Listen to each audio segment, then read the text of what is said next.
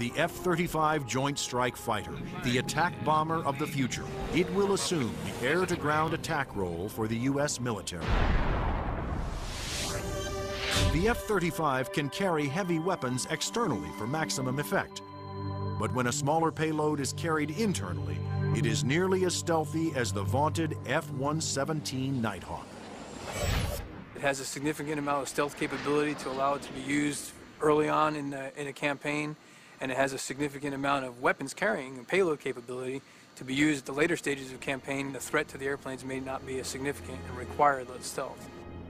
The development of the F-35 was driven by the Armed Forces' desire to save costs by creating a ground attack bomber that would meet the needs of the Air Force, Navy, Marines, and Britain's Royal Navy.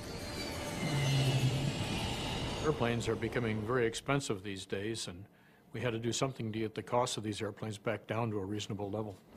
The F-35 is expected to cost about $40 million, one-third the cost of an F-22 Raptor.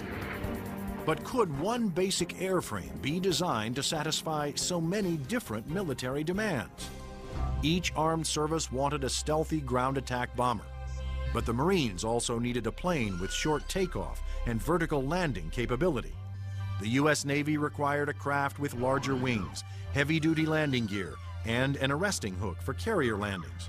And the wings would have to fold up to save deck space. The size and scope of the JSF program is pretty significant. The airplane is being designed to replace the F-16 and the A-10 for the Air Force, the AV-8B for the Marine Corps, and the FA-18 for the Navy. Unlike the twin-engine F-22 Raptor, the F-35 Joint Strike Fighter was designed around a single engine to keep down not only costs, but weight. A lighter plane can carry more weapons.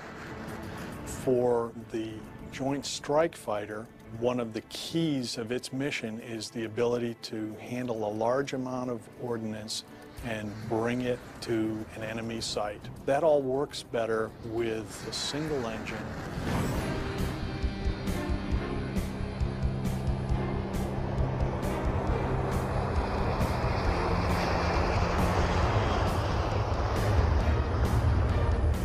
The Air Force version of the Joint Strike Fighter, the F-35A, made its first flight attempt on October 24, 2000. Tom Morgenfeld, who had been a test pilot for the F-22 Raptor, was at the controls. Well, a million things are going through your mind. Your eyes are everywhere, you're listening, you're watching. Your senses are tuned to an incredible level because you're sensing and feeling the airplane for the very first time.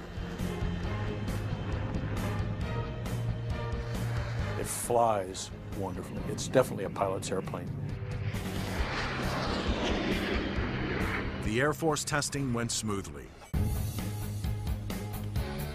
But the most difficult challenge still lay ahead for the F-35 program. The Marine Corps needed a version that could perform short takeoffs and vertical landings, STOVL for short.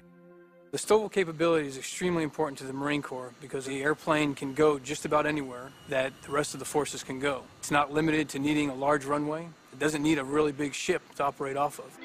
Engineers at Lockheed Martin, the designers of the F-35 Joint Strike Fighter, took a hard look at the AV-8B Harrier, the STOVL fighter that the new aircraft would have to improve upon. The Harrier is a great airplane if you look at the fact that it's basically 1960s technology.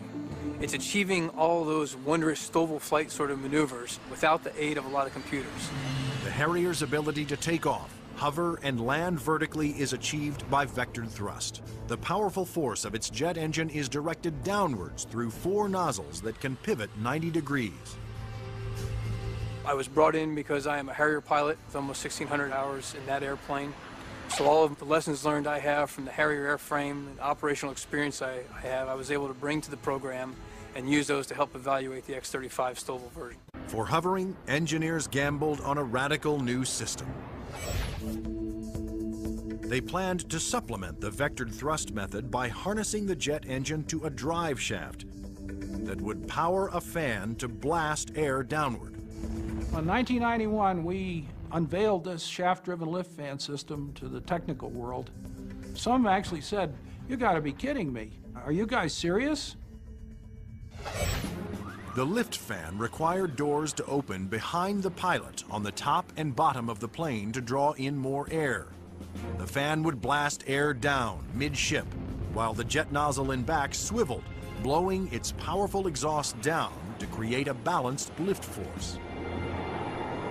The shaft-driven lift fan system allows you to harness a lot more energy out of what the engine is producing. But harnessing a jet engine to a drive shaft proved to be extremely difficult.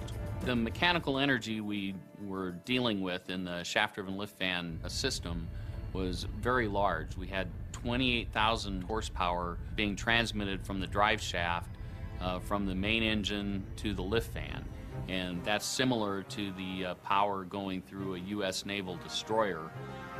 The lift fan's ability to blend large amounts of cool air with the hot jet exhaust provided another important benefit. One of the things we learned in JSF was to combine the jet exhaust to get a lower combined temperature than the Harrier. This allowed us to avoid some of the problems with concrete, where the concrete would actually burst and explode under the high temperature and high jet exhaust from the Harrier. At the Lockheed Martin test facility in Palmdale, California, the revolutionary lift fan system was put to the ultimate test, in the air. If the lift fan failed during hover, the plane would crash.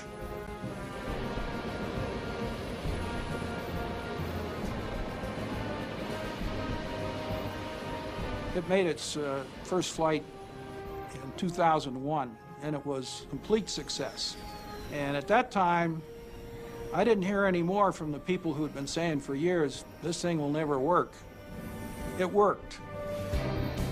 Now, all three versions of the F-35 for the Air Force, Navy, and Marines are being developed and further tested for mass production.